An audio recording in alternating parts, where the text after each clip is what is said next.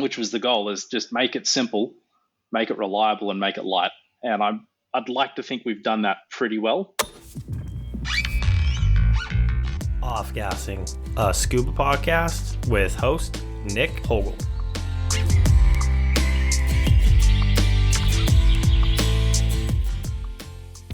Coming from a family of divers made it natural for Ben McCallum to earn his first certification and eventually find himself in a professional role. Preferring the fun side, he took a step back and combined his love of diving with his love of photography.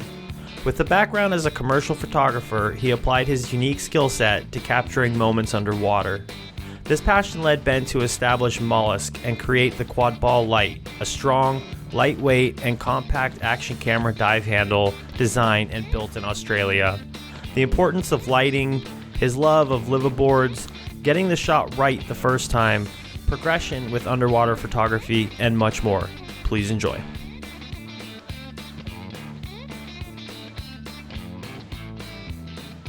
Ben, how are you doing this evening for you, correct? Yeah, I'm doing pretty good. It's 7 o'clock now. We pushed things back a little bit. I had a short, quick moment of panic when it was 6 o'clock. Then I remembered it was 7. So we're off to a good start. We're here. It's going. Yeah.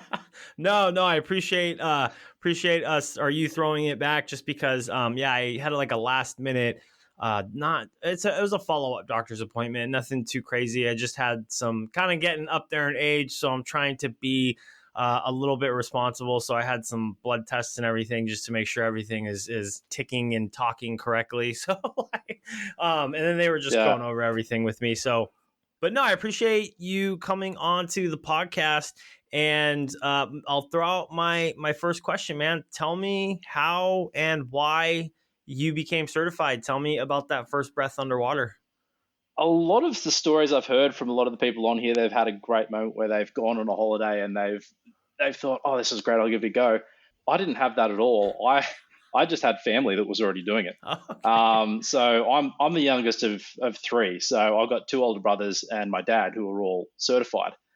So my theory was I wanted to go certified so I could go diving with them, but I was too young, so they didn't want to let me do it. And what I thought was a bit strange, like looking at it now, a lot of people get certified, have their kids get certified when they're around the 12 years old age. I remember going to our GP, who was also over in Australia, basically a dive certified medical professional who could tick off that side as well. And he pretty much said to my parents, look, he hasn't finished growing yet. He hasn't gone through his growth spurt. Wait until he goes through that. So I got kicked back until I was 16. I wanted to do it when I was 12 and I got denied, and I had to wait another 4 years until I was 16 before I could actually go through and get certified. I feel like I got ripped off for 4 years, but oh well, it is what it is. From that point, so it would have been 16. So I would have finished high school from there, moved out of high school, and I didn't really know what I wanted to do, but I knew I wanted to get back into doing more diving because I had actual free time and some money now, which you don't have when you're at school. You have no money. So I think when I was about 20, I decided I was going to go do my advanced. I went on and did my rescue. The rescue was a lot of fun. To this day, I still think the rescue was the most fun course to do. This was all through Paddy. So we're probably talking almost 20 years ago now. Yeah, so it was a while ago now. And then from that point, I'd done those, and I kind of thought, well, you know, I may as well go through and do the dive masters as well, because then I have my foot in the door if it's actually something I want to do. So I went through and did that course, and through that course, I quickly learnt that I do not have the personality traits to be dealing with tourists on a daily basis. You have to have a certain level of patience that I don't have. I have stories of things I've seen, other instructors that I know over the years that have told me some stories as well. And the odd one is the people that turn up that can barely even swim and they want to get certified. And then as a dive master or an instructor, you're there to, I wasn't there to sort of instruct them. I was just there to help not drown pretty much. And I had some wondrous ones. Even when I was there, my favorite one I saw was the pool that we were working in was sort of a 2-stage pool. It had a small section, which was a ledge, which was a decent sized ledge too. And you had to do something like 10 loops around this pool because it wasn't very big. And we had a couple from overseas, and I won't throw any nationality under a bus on this one because it's mean. But it was, yeah, it was Europe. They're from Europe. Let's go that far. And it was just, I couldn't believe it. Their response to us after we pretty much watched them walk across the shallow bit and then drown in the deep section.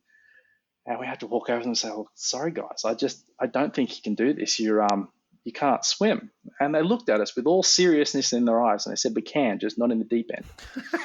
It was at that point I decided that going through and doing the instructors was not for me. I have a certain level of patience, which is great in certain fields, but those type of things are definitely not for me. I got to a level of dive master, and at that point I said, you know, these qualifications for myself only, and stopped looking at them as a profession and just slowly worked on getting things from there. So I probably had maybe another 10-year gap before I went and did any other courses, because I had what I needed to do what I wanted.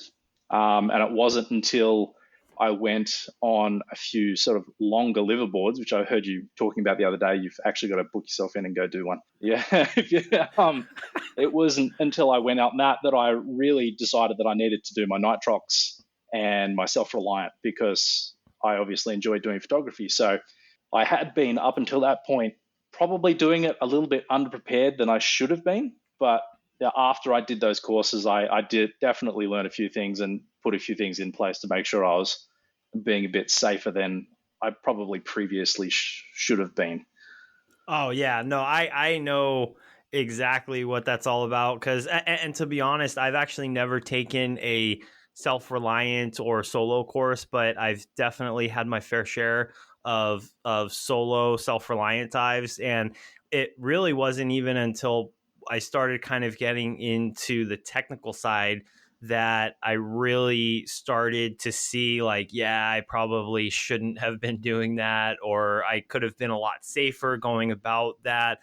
And yeah, I mean, I look back on it, I've definitely, thinking real quickly, I don't have any regrets or anything like that. But looking back, I'm like, yeah, I probably could have been a little bit safer. But let me just bring it back just a little bit. So you got certified at 16. I'm assuming this was all in Australia. Whereabouts did you get certified?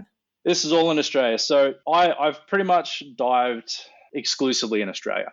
I've wanted to go places and do a few other trips, but those trips have ended up becoming a snowboard trip or something like that. So anyone that's been to Australia from anywhere else in the world knows that it's a long flight.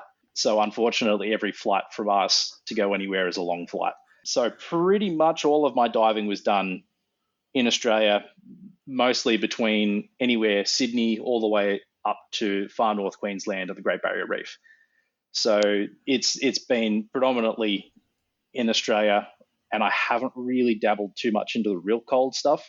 I think I've probably gone down as cold as maybe 12 degrees Celsius. That was bad enough without a hood.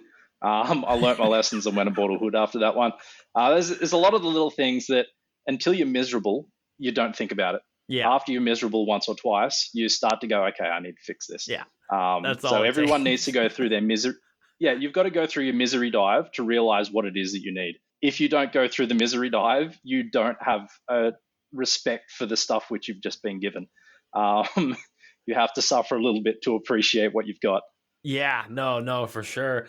And then actually, I'm just curious. So you said that you've gone on some like snowboarding trips. Where did you go? I've gone to Japan. That was good. I would definitely go back there again. It's on my list of things. I'm actually trying to figure out with my wife how we're going to go over there. I'm trying to sort out some actual diving spots over there so that we can do some filming, obviously for the products and stuff that we've got coming out soon as well. So if I can get some good spots over there and try and put as much in a Japan trip, that'd be great, because I've experienced Japan in winter. That was amazing. Been to New Zealand, but I think it was just before the season really started, so we decided not to go actually snowboarding. It just didn't seem like it was going to be worth the money. Then there's the Australian snowfields, which don't come to Australia for snow. It's not worth it. A lot of people don't even realize we have snow. Just continue to assume that we don't have snow.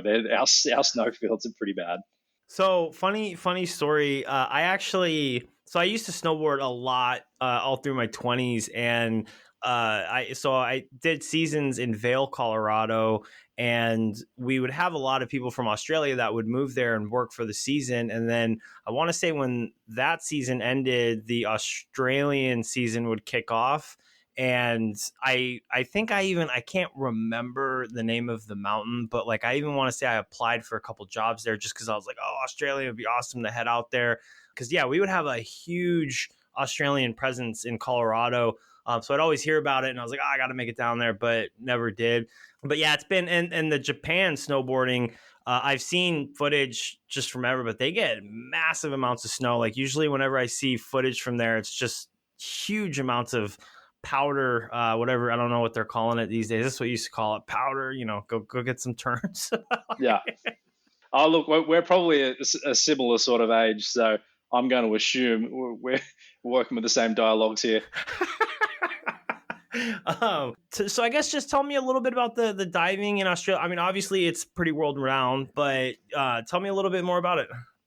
Sydney is one of those places that I think there are probably a lot of people that will disagree with me on this one. Unless you have a boat, I don't think Sydney and our general area is the greatest place for diving because a lot of the outlooks are very similar. To get to a lot of the more interesting things, I think you need a boat to get to them. Like you got the shipwrecks, which are great. I've got a local one, which is the HMAS Adelaide, which is an old warship, which they sank. It's about a 5-minute boat ride off the shore from where I live near Terrigal, and it's a really great dive site. It changes throughout the year, so I've done it maybe 4 or 5 times now. Probably one of my more memorable ones. The visibility was horrendous on the outside of the boat, but as we went down into the engine room, it was amazingly crystal clear inside the engine room, and it was full of jellyfish. So it was kind of like swimming through a jellyfish gallery. It was quite special, and unfortunately on that dive, I had decided not to take my camera because it was such a big camera. I just thought, I'm just going to go enjoy myself. I'm going to enjoy the dive. I didn't take any torches. I didn't do anything because it's a ship that has been sunk specifically for wreck diving. So it's got holes everywhere so that you can always see light whichever room you're in.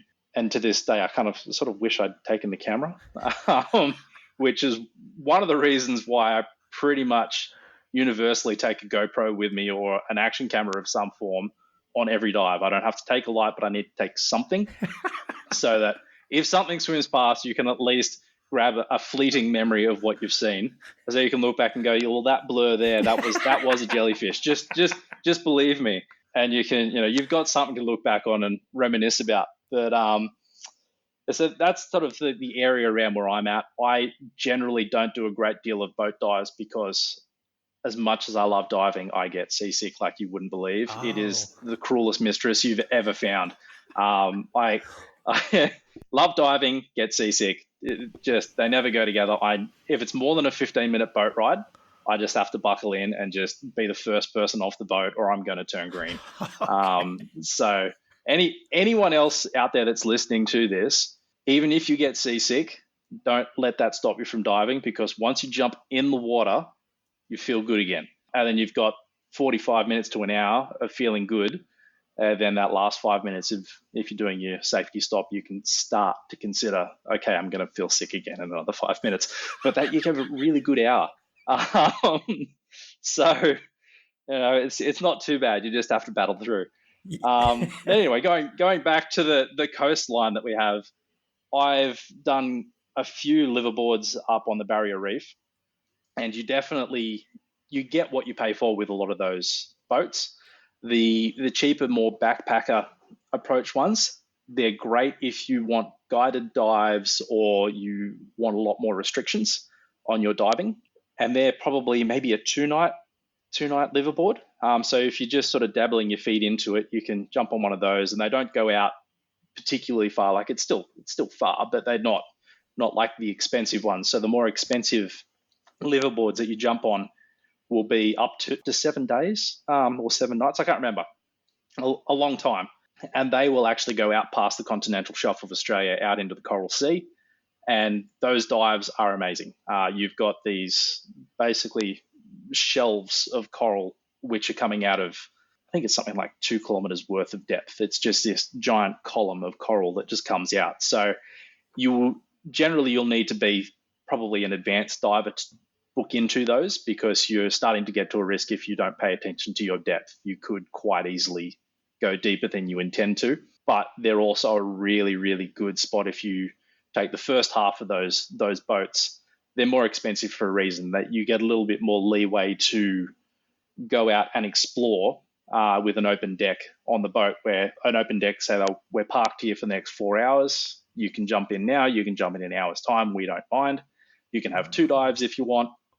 And they'll draw a giant map on the whiteboard and they say, look, this is where everything is. Tell us when you're going to be back. We'll see you then. So I've had a few of the dives up there, and I would usually take twins when I was going on those boats. So they say, well, when are you going to be back? And if they say it's a 10 or 15 meter deep dive, it's like, well, if I'm not back in 2 hours, something went wrong. It's because you've got a bit of time to actually just float around. So it's good though, because I've found those dives are the most enjoyable because you're not constantly looking at your watch trying to figure out whether or not you have to be back at the boat or someone's going to get annoyed. So having that ability to have an open deck is amazing, because you can either jump in initially, or you can wait until the horde jumps in. They've gone down to their deepest, they're coming up, and if you jump in 25 minutes, 30 minutes after everyone's gone in, you're getting to the bottom of the site as everyone's just about to get out. So you can pretty much have a dive site entirely to yourself if you stage it in between with the open decks. The one thing I have noticed, a lot of, I'd say probably people which have done resort diving, mostly, where every dive they've done is a guided dive. It can be a bit of a shock to the system coming over to Australia when some of these, like actually, I think it's quite a few of the liveaboard boats up in Cairns will pretty much say, we don't do guided dives. We'll give you some directions on where it is and in you go. And there are a lot of people which get to the boats that have done 150 dives and they think they're a great diver, but they've never actually had to navigate anything. They don't know how to use their compass. If you say, well, you swim until you get to this coral bommy, then you turn 120 degrees and you swim that way, you'll find the anemone. They just look at their compass and they go, I don't know how to use this. I'm like, well, I thought you said you were experienced in 150 dives, which is true. They've spent the time underwater, but they've never had to learn the skills of navigation. So that's probably one of the biggest shocks to people which get on those boats is, I'm not confident with my navigation. Now I'm being left in charge of checking my own air and making sure I can get back to the boat. And you will see a lot of stunned faces on those boats, with a lot of people putting their hand up saying, oh, well, this first dive, can we at least have a guide on the first dive? And that, I'm pretty sure they usually will, because they want people to be comfortable in the water. So they'll probably treat that more like a refresher dive for them. And then after that, it's like, okay, be free, come back. So I'd say that's probably one of my experiences I've had through sort of the Australian diving, which is not commonly covered, I think, in responses. It's one of those things that if you're going to come over here and you're going to do a liveaboard, do a little practice with your compass before you come out and be a little bit more confident in your own abilities to navigate and check your own gear, because it's going to be slightly more your responsibility than what you may have had with resort dives. Yeah, no. And that's actually a great point, because a lot of people, they do their open water or even their advanced, but then as far as like compass skills, most people won't ever even look at a compass after those courses. And like you said, they're just all on guided dives. So they're just basically following fins or, a person the whole time, going around and then coming back. And it is crazy the amount of people that don't go back and revisit that, because we used to call it when I was teaching, I would tell people, I'm like, basically you get what you pay for. So if you want that 5-star resort where they're going to put that tank on you, they're going to put your gear together, they're going to wash it all for you, I'm like, you can go and pay for that. But generally it's going to be a little bit of a pricier vacation than if you just kind of go off on your own. But no, actually, I didn't know that about Australia. Quick question. So you've done a few liveaboards. How do you not get as seasick when you go on the liveaboards because it's a bigger boat, or? Oh no, I get seasick. I accept that first day is going to be horrendous. I have learnt that once you have fed the fish, you feel better. So don't fight it. Oh, okay. Okay. I don't even bother fighting it. If I know I'm going to get seasick, I will just go to the back of the boat and I will feed the fish. And the dive crew comes over. You okay? I'm like, yeah, I'm fine. Yeah, give me an hour. I'll be okay. Usually after this, like the first day, I'm okay, but that first day is just utter misery. Oh, wow. So Okay. I try and stay in the water as long as possible on every dive. If I know we're going to be moving from site to site, I will just try and stay in the water and be the last person out. Unless we're staying on the same dive site and there's cake available, I might call the dive short because there's cake. You can't pass up on the cake. Yeah. That is the greatest thing about the liveaboards. You'll get up, you'll go for a ridiculously early dive, like 6:30, 7 o'clock. You get up, there's food. Okay, great. Then you go down, you come back up, have cake. You go down, come back up, have lunch. Go down, come back up, have more cake. Like if you're someone which is, loves your desserts and stuff like that, you may go home a few kilos heavier than when you got here. It's just there's always snacks. The snacks are great. Oh man, that's awesome. Yeah. And actually a liveaboard is on the list. I don't know why I haven't been on one yet because I have heard, I'll be honest. I've heard good, I've heard bad. I guess it just depends on anything, but I've also heard about good and bad land excursions, so it's all, the beauty is in the eye of the beholder. Maybe, I don't know if that makes sense, but Yeah, it is. It changes. You've got the good, the bad, and the ugly. I've had one or two of the liveaboards which were amazing, stunning conditions, couldn't complain. Then I've had one notorious trip which it was horrendous. I'd paid for the cheapest room because I couldn't afford a good one, so I was at the very front of the boat, and it must have been somewhere around midnight. We were just in this strait, which was just horrible. I was coming out of the mattress and I was hitting the roof. So at that point, I decided, you know what, I'm going to go to the back of the boat. I'm going to sleep in between the tanks because at least at the back of the boat, I wasn't getting flung around. So I'd spent all this money for an expensive trip and a bed, and I ended up sleeping on basically the deck in amongst the smelly saltwater tanks and stuff everywhere. And I was like, you know what, this is better. I'll stay here till the morning and hopefully it gets better. And fortunately, it did get a little bit better after that. But that was the trip that I had done that's the trip I did my self-reliant diving on. And it was actually really good that we did that because the conditions were so bad, they knew that the people that they had checked off to get that certification were actually able to get certified. We had one spot where we had to improve our swimming. We had to swim around the boat maybe 3 or 4 times. And it was that bad, we almost couldn't do it. And they said, well, if you don't do it on this particular site, you won't be able to do it on the next one because we're going to be too exposed. So if you don't do it on this site, you're not going to be able to get certified. So we all did our dive, swim around. Again, I had made the mistake on that one of wearing a wetsuit in tropical waters because I was getting a little bit colder around 30 meters deep. I wore my wetsuit for the actual swim section of it because I did it at the end of my dive. Almost giving myself heat stroke swimming around this boat. Yeah, so if you're ever going to have to do that or something which is really strenuous in tropical water, don't wear a wetsuit. It was a big mistake. I got out and I just thought to myself, you idiot. It would have been better off if I was cold. But anyway, you live and you learn. It's the little things. No, for sure, man. Well, tell me a little bit about you. You like to dabble in the underwater photography. Tell me a little bit about that side. Yeah, so I historically come from a background of being a commercial photographer. So I used to do commercial advertising and automotive photography. So I was mostly products, cars, and things like that. So I had learnt the technical side of lighting that you don't normally get from sort of landscape shooting and stuff like that because a lot of it was in the studio. And the natural progression for that was I already had all the gear except the housing. So I thought, you know what? I already dive. I already have the camera. I'll buy a housing. So I went for the cheaper option, which I'm glad I did, and spent it probably lasted me 5 or 6 years, that housing. And I just slowly just got into taking it down with the dives. And probably one of the best things I think I did looking back on it now with learning the underwater photography was I didn't jump in straight to buying a bunch of strobes, a bunch of lights. I started off with the housing and the housing only.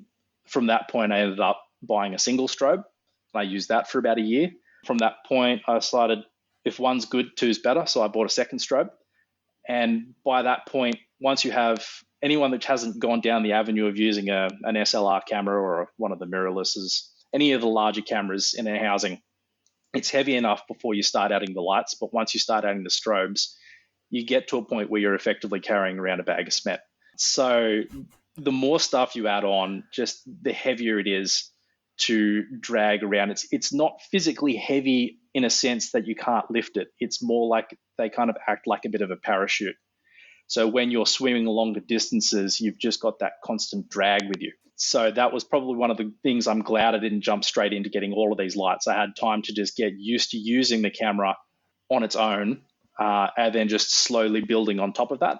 And that was a really, really good experience for me, having done that, because you learnt what you could get away with using nothing, and then what you could do with a single light, what you could get with two lights.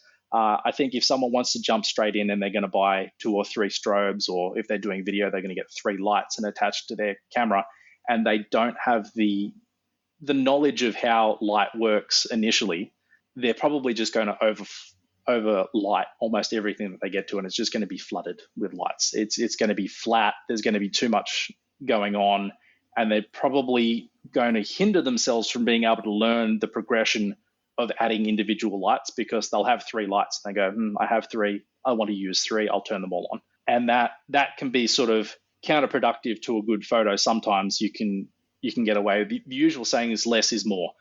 The more you can do with less equipment means you're refining your skills so that you're going to get better photos more regularly, rather than just trying to fix the problem by adding more equipment, rather than approaching it differently and changing your strategy to get the photos that you want. Okay. I'm just curious, what do you shoot on now? I've got a 5D Mark IV. I have heavily resisted the urge of everyone going mirrorless. There's the people that love mirrorless and there's the people that don't.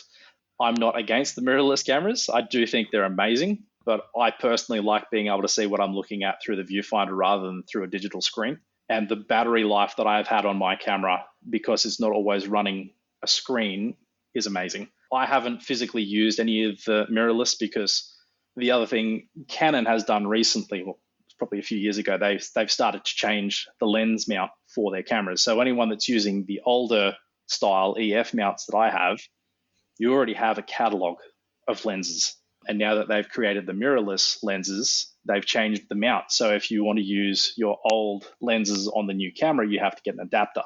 I didn't want to go down that avenue. So I have held out as long as I can, and I'll probably continue to hold out longer than I should, purely because I have a nice library of lenses that I don't want to give up yet. They're too nice to put on the mantle, and or have to go and buy some additional adapters to make them work. So funny thing that you said. So I don't want to say recently, but in 2019, I kind of started to dabble in photography, not underwater stuff, but I had a friend. I still have a friend. I mean, he lives in Texas, but he was looking to upgrade his camera, so he was looking to sell his old one. And I just got back on a trip, and I was just kind of your typical iPhone taking pictures just on my trip. And he's like, "Oh, you should get into photography. It could add like a different aspect to your travels. You should buy this camera." And I was like, I don't know. But I ended up buying the camera off of him. He gave me a pretty stellar deal, and he did a lot of photography work, studio stuff. So I actually kind of picked up that side of it from him, the whole lighting, because I worked in a fabrication studio with him, and he was always tinkering with the lights whenever we were working. He's like, it's all about the lighting. It's all about the lighting. And because I had no idea, obviously, like how important lighting is. And then as I started getting into photography, I was like, man, the lighting is extremely important. At first I'm like, oh, I'll just do natural lighting. And then it's like, you can't really do that. I mean, you can, I guess, to a point, but there's there's two statements that drive me to no ends, and this might hinder your final question at the end of there's any advice. Is I just use natural lighting means you've never dabbled in actually furthering your creativity by using lights. And the other one is, which drives me absolutely bananas, this one is, I'll fix it on the computer later. It's like, no, don't fix it on the computer later. Fix it now. That means you're trying to redeem a bad photo. And it's just, since digital has made life so easy to salvage a bad photo, everyone just goes, that's fine, I'll just do it in post, I'll fix it on the computer. It's like, if I was there, I'd slap you. Like, just don't do it. Like, just adjust the camera settings and take the photo again. Don't try and salvage it on the computer. That's a terrible way to do it. Yeah, so lighting is definitely a big one for me. It's a sore spot with probably a lot of photographers out there that see people getting into the industry and they go, I just use available light and that's all I do. You're like, I don't know. Look, to each their own. There's natural lighting has its place. Do not get me wrong, it does. If you've got a nice photo of, say, a manta ray swimming above you and all that kind of stuff, you don't need lights. You use what's there and you get the photos. That's all you really need to do. And like in a lot of cases, probably the less is more works the best. Like I have found, I used to take my big camera with me a lot to try and do video. And ever since the GoPros they've come forward in leaps and bounds. They are so good now. I would prefer to have an enjoyable dive and take a GoPro with me and not have to lug around something big, so that you can focus more on finding the interesting things and enjoying the dive. Like I know I have found before, if I have my big camera with me, I get too focused on trying to find little things in the rocks or whatever it is. I look too hard to try and find something, rather than if I've got the GoPro with me and it's just a small thing that I'm just happily carrying along, I don't feel obligated to use it. So I feel as though I'm slightly more sort of able to just find sort of the random little surprises which come along, because you're not looking for something specific. You're just more just tootling along, enjoying your dive. You see something out of the corner, and you go, well, I wonder what that is. And you go have a look. You're like, oh, cool, it's an octopus. You've found something because you haven't been actively looking for it. Like I know I'm bad for it, and photographers in a whole are probably pretty bad for it. My friend who pointed me this direction of your podcast in the first place, he's only just recently learning, and he's seen me almost swim into a shark because I was following a stingray. He came up, he's like, how did you not see that thing? It's like it was probably a 2 meter long wobbegong shark sitting on the ground. I don't know, I was just swimming the stingray. It's so easy to just forget what's going on around you when you're too focused on something because you're feeling obligated to film it. Whereas if you're a little bit more open to what's going on around you, the things that you swim past is amazing. So I had a GoPro for a little bit, and then I think it was like the GoPro 3 or 4, I can't remember, and I didn't use it for a long time, and I'm extraordinarily bad with, I'll have a lot of footage. I'm like, oh, I'm gonna get all this footage, and then I'll come home and I'll upload it onto the computer, and then it just sits there, and then it just sits there, and sits there, and I'm like, I don't even do anything with this. And then recently I just got back into it, and I do enjoy it. Kind of like you're saying, it's nice to have on you in case you catch those moments. Just out of curiosity, what do you think of the Olympus, those like TG7s? Because I was looking at one of those at a dive show recently. They seem pretty nice. What are your thoughts? From what I've heard, from what I've seen, I've never actually personally used one, but a lot of those sort of point and shoot cameras, the results that I've seen other people get are amazing, because you kind of get the best of both worlds. Depending on which one you go for, you get the macro photography and also some wide angle, which you pretty much don't get on a larger camera. You don't get them on the GoPro either. But the side effect of that is, because you've got those additional features, if you don't know how to use them, you're potentially walking into more over analyzing something and not enjoying what you're doing because you're so focused on trying to get that photo. Once you learn how to use it, it will be great. But yeah, they take amazing photos now. They really do, and they're the best of they're kind of the best of both worlds for macro and sort of wide stuff, because you can dabble between the two without having to interchange your lenses, which I know you can do that with arguably some of the other more expensive cameras, but that's, you start talking some serious dollars of additions to get to that point. Yeah. So it's definitely, for me, I don't think I would probably go down the avenue of a larger camera until you've mastered one of the small ones, or you already own. If you already own a large SLR camera, okay, sure, jump straight in. But I probably wouldn't be jumping into getting a housing for one of those and buying one as your first underwater setup. There's a lot to learn before you get to that point, and that's, I think, where you get the GoPros on the other action cameras and stuff like that is a great starting point for you to be able to learn how to compose, how to get used to getting yourself into a position so you can actually film what it is you want to do. Because there's a lot of things that they get into a little crevice somewhere and you want to get the footage. If you've got a big camera, getting everything where you want it to go to then film, and getting your body into a position so that you're not going to float away with the current. It's all a learning curve, and learning those skills before you go to a big one is probably going to be beneficial. I'd already done a lot of diving before I got my housing, but even then, probably if I'd started with a smaller camera, it probably would have been a quicker learning experience for me. It's something I'm really, like I said, I like the action cam because I could just click it on or clip it on me, go when I need it. It's right there. But speaking of the GoPros and the action cameras, tell me about the Quadball. Hopefully I said that right, Quadball. Basically, a design that I came up with initially, my first one, I came up with in about 15 minutes. So I had my GoPro, and I have lights which I use on my other camera, and I just use for diving all the time. And saying to myself, I don't want to take my big camera anymore. I'd hit a point where I was like, I want to enjoy my dive, but I still want to be able to get good footage. So I already had two small video lights floating around. I thought, well, surely there's got to be a way of just attaching these to my GoPro, and away we go. So I set out. I spent about 15 minutes designing my very first handle, which it's got four 25 millimeter or 1 inch ball mounts on it, so that I can just use the standard 25 mil butterfly clamps that is fairly common across dive lighting. And I had everything that I needed. I just needed the handle to actually attach it to.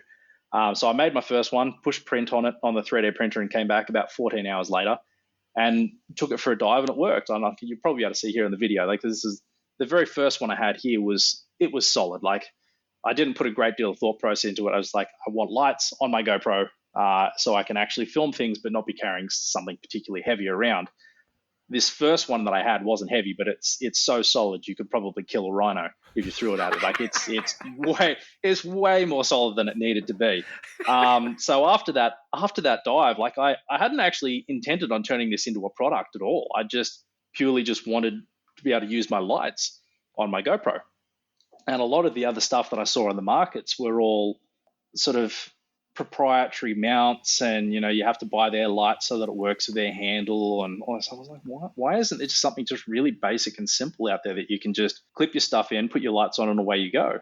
So I made my first one, and I put a little video up on Instagram or TikTok, I can't remember whichever it was, and I had a few people go, that's great, oh, that's awesome, where's the 3D model for that? Can you send it to me? I was like, hold on, there's a product here. Yeah, so it wasn't ever intended to be a product. It was just something I wanted. So after I had quite a few people asking to get a 3D model for it, I was like, well, I'm not just going to give that out. That's a bit crazy. So after I did my commercial photography, I went to university and spent 6 years getting an engineering degree. So I had everything that I needed to redo it and actually make a proper product of it. So I think I had about 11 prototypes. It took me 11 tries to just slowly refine it so that it was at a point where it was manufacturable.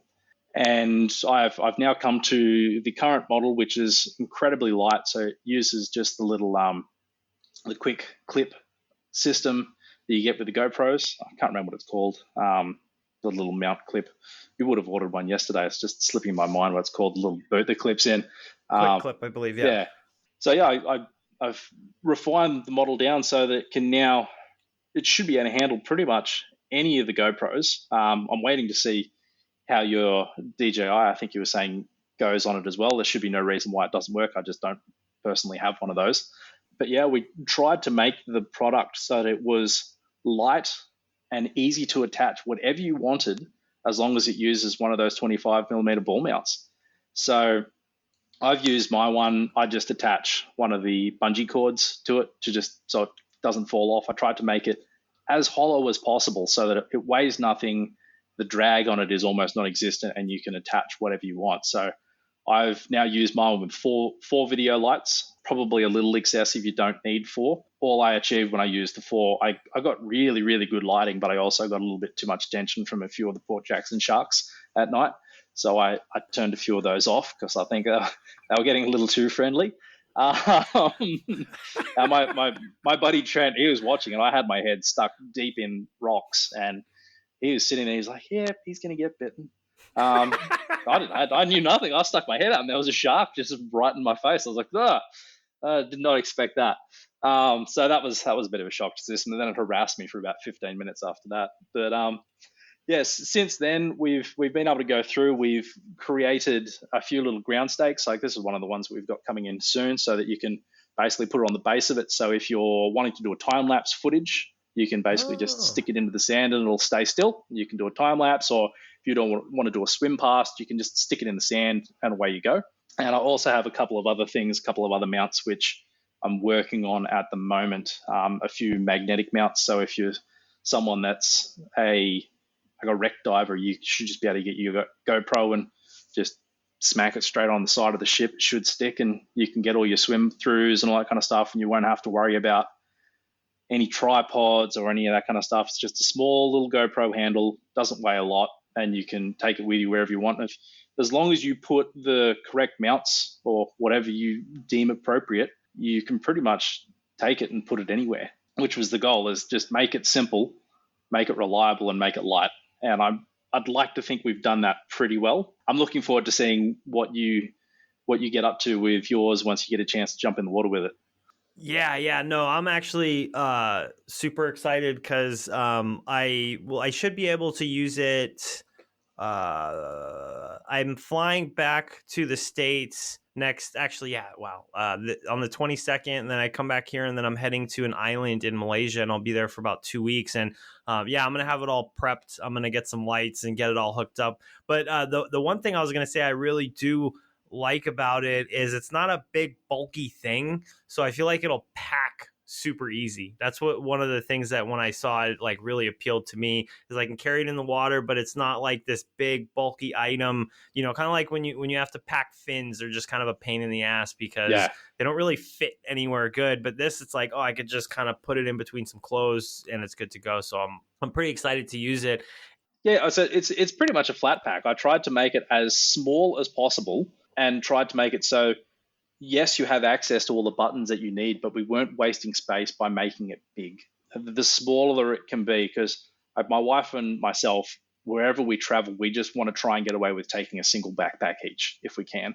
We don't want to check luggage. We don't want to do any of that kind of stuff. So the smaller it can be, the better, because once you put a pair of board shorts, you know, a mask, a couple of the basics, your backpack's full. So I had to make sure that it was light and it was small, and you could use it with a single light, you could use it with two lights, or you can add all the attachments that you need and still get it in your backpack without pushing that bag over the limit, so that the airlines weren't going to be trying to say, look, your bag's too heavy, you can't use it. So you were kind of telling me about the name Molausk or however you say pronounce. It's mollusk, but it's got the Aussie in there. I'd say mollusk. Like an Oz. Like if you ever heard the classic Aussie, just think of it like that. It's mollusk. The worst thing about trademarks when you get anything designed is almost every normal name out there in the world is trademarked. So we had to get something which was close. I like octopuses. They're mollusks. My wife loves octopuses. I was like, you know what? Let's try and figure something out for that. And the initial company name, which I had for my engineering company, where we basically do concept design for people, was something completely different. But then when we went to actually trademark it so we could get our products made as well, we found out that someone had already trademarked the name. So we had to go back and start again, basically name the entire company, rebrand everything so that we could get the trademark, and then we could actually make sure that we were going to be safe moving forwards, that we actually owned the trademark. So yeah, it was Molausk, but with a small Australian spin, it is important to me. I'm trying to make sure that whatever we produce is manufactured in country as much as possible. And from an engineering perspective, I know it's very easy for people to go internationally to get things manufactured. I do think the world is at a point now, though, it's important that people start to support the manufacturing in their own countries, or they're going to have no manufacturing in their countries at all. So it is pretty important to us as a company that we manufacture these in Australia and all of the components as much as possible. So is there a target date for like when the production will be ready? There is. I am still waiting on the actual tools to get here. So getting the injection molding tool has been a little bit of a process, because we had timeframes, they got pushed back, we had Christmas, and then other jobs got pushed in front of them. So I am hoping to have my very, very first injection molded part, which will be the finalized product, not the 3D printed versions like what you and I have. That should be coming to me early next month. Then I'm hoping sort of mid-April, we will be at a point where we can start the pre-sales, and once everything is underway, there won't be any issues of getting the actual product manufactured in large amounts. It's just this initial little small period of time. I think post-COVID there's a lot of industries which are still hurting with their backlogs and their timeframes and their supply chains, which has unfortunately hindered everybody.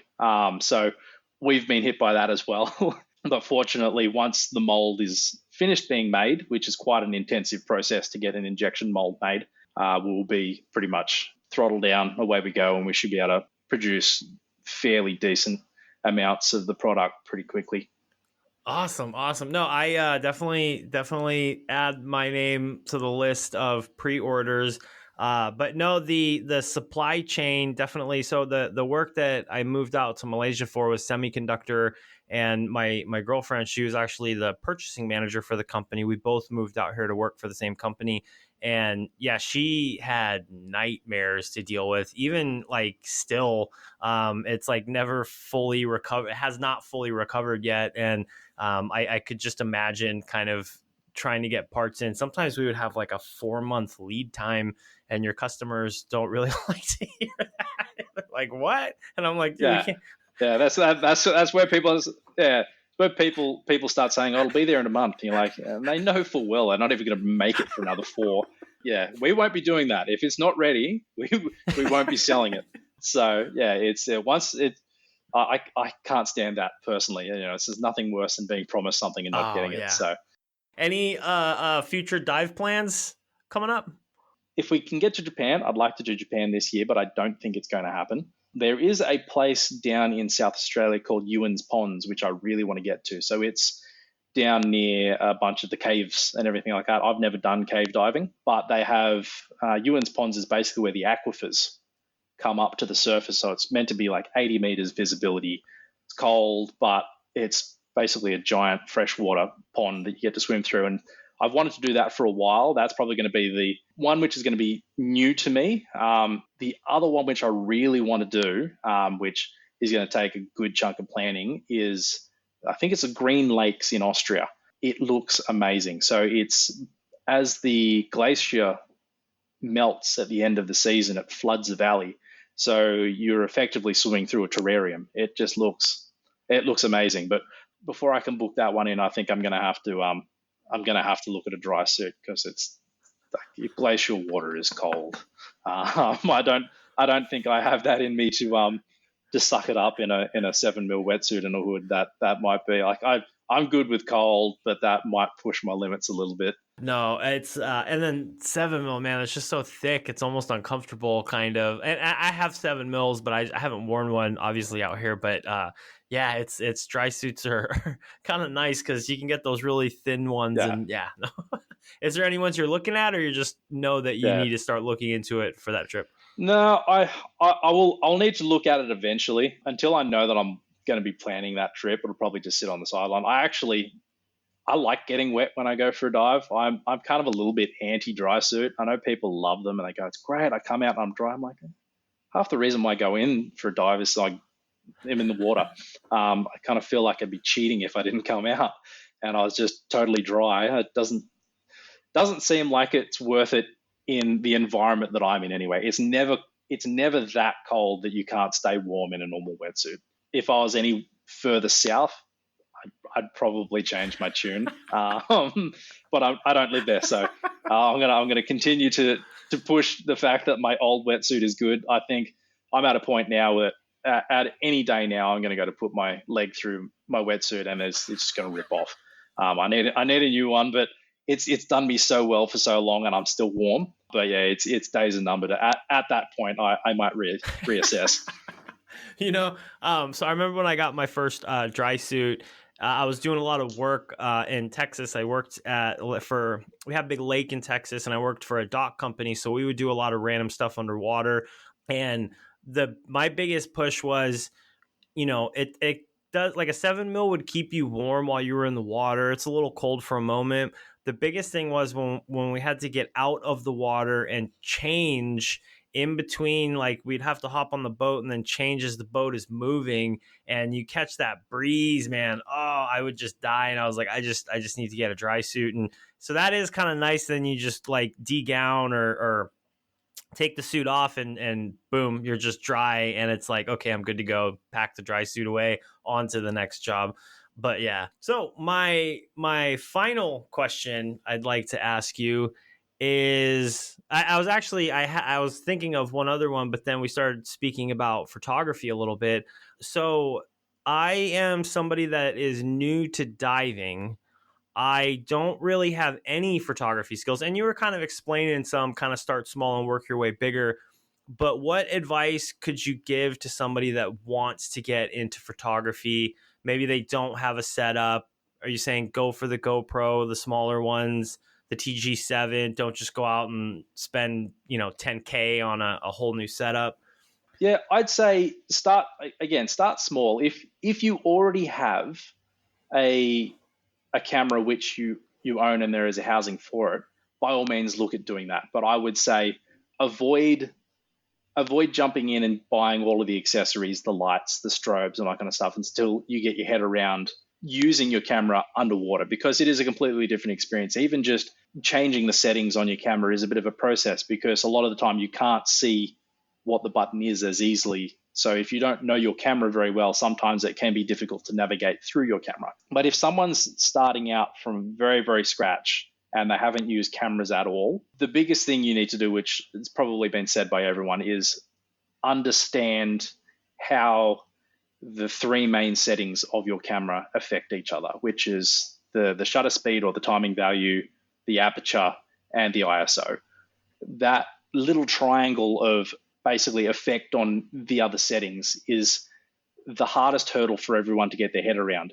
And a lot of people get really frustrated trying to figure out how and why their photos aren't working the way they want, especially with the depth of field, which is how much of the background or the foreground is in focus. So if you have your aperture set incorrectly, you won't get much in the background. But if you have it set too high, you won't be able to get a blurry background. I would say practice using your camera above water, out in the land, until you have that light bulb moment where you take a photo and those three settings instantly make sense. I'd say it almost happens for everybody that one day you sort of think you know how they work and why changing a setting here affects a setting there. Take enough photos above water until you have that light bulb moment that you understand what the relationship between those three is.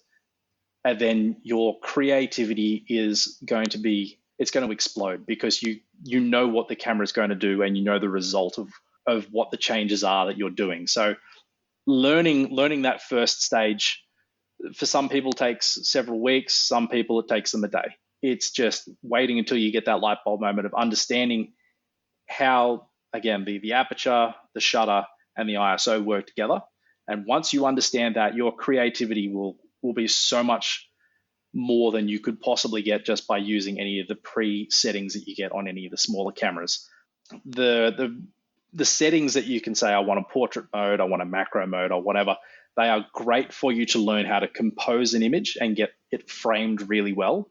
So you can use those for that process of learning to dial in how you want the actual image to be framed. That is a great way of doing it. But once you get to that point that you're going to start using the strobes and the video lights, at that point, you will need to know how those three settings affect your image, or you're going to get incredibly frustrated.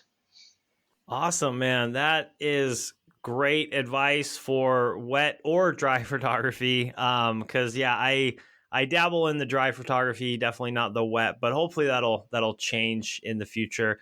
But Ben, I really, really want to thank you for coming on to the podcast today. This has been absolutely amazing, and I look forward to seeing the Quadball coming out. I look forward to using mine, and I definitely will give you a full report after I get it in the water and check it out. Yeah, I really appreciate you having on here. You're one of, I think, only 4 people which has one of these prototypes. So yeah, you're going to get out there, enjoy it, send me back the footage, good or bad, I want to know. So I look forward a lot to seeing what you get up to.